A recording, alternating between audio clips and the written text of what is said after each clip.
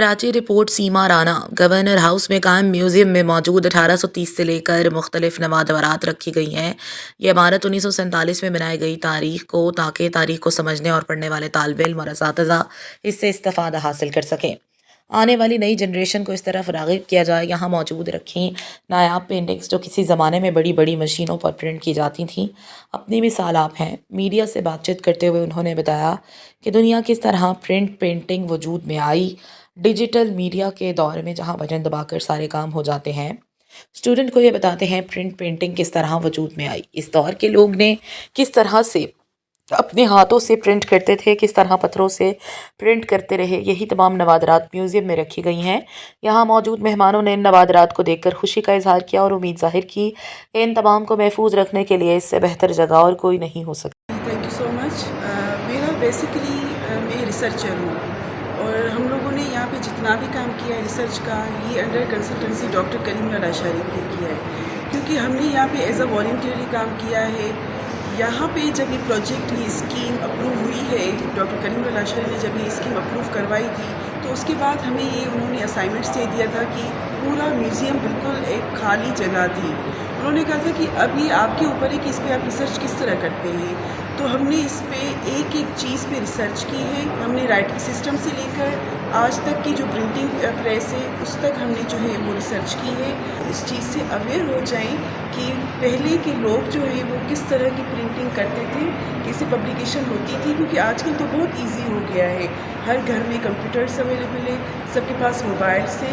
तो हमने जो एक एक चीज़ की रिसर्च करके हमने बताया है।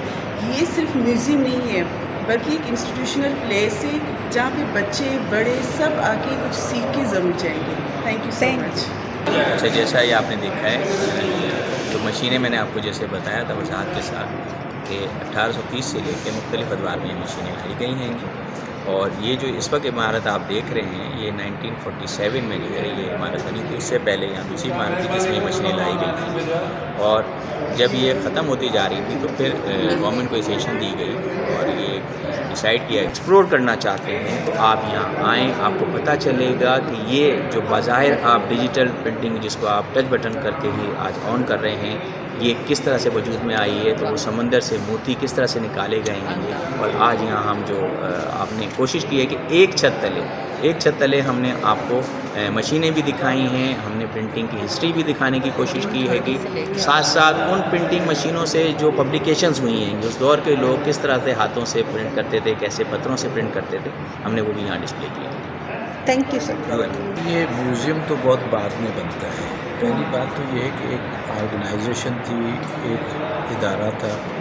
गवर्नमेंट में प्रिंटिंग प्रेस की अपनी जो अहमियत और हैसियत थी उसकी वजह से सरकारी इदारों ने आहिस्ता आहिस्ता अपनी ज़रूरियात के मुताबिक प्रिंटिंग के तसर्रुफ़ से उसके काम को आगे बढ़ाने के लिए एक प्रिंटिंग प्रेस का क़याम किया। आहिस्ते आहिस्ते प्रिंटिंग की अपनी टेक्नोलॉजी में जितनी भी जो पेशरफ्त हुई है, जो इजादात हुई हैं, जो उसमें एडवांसमेंट्स आती चली गई, तो वो टेक्निक प्रिंटिंग की बदलती चली गई। आज आप देखते आज तो प्रिंटर हर एक घर में एक छोटा सा A4 साइज़ का, A3 साइज़ का प्रिंटर मौजूद है। लोग जो है उसमें कंप्यूटर में एक चीज़ डाल देते हैं और उसका प्रिंट ले लेते हैं। लेकिन ये ऐसा आसान नहीं था। इस प्रिंटिंग प्रोसेस में बहुत से पहलू बदले, दर्ज बदर्जा इसमें जो है वो एक तब्दीली और तरमीम होती रही। तो इस चीज़ को समझने के लिए ये म्यूज़ियम इंतहाई अहम है और हमने देखा है कि यहाँ विज़िट पे आने वाले लोग जो हैं जब वापस जाते हैं तो बहुत खुश जाते हैं और वो हमें बहुत सी चीज़ें हमें सुना के जाते हैं कि जनाब हमने ये भी देख लिया, हमने ये भी समझ लिया। सर, न्यू जनरेशन के लिए क्या पैगाम है? पैगाम है। अब वो समझते हैं कि देखिए इंसान बेचारे ने जब भी सोचा अच्छा ही सोचा, डेवलप किया, बेहतर किया।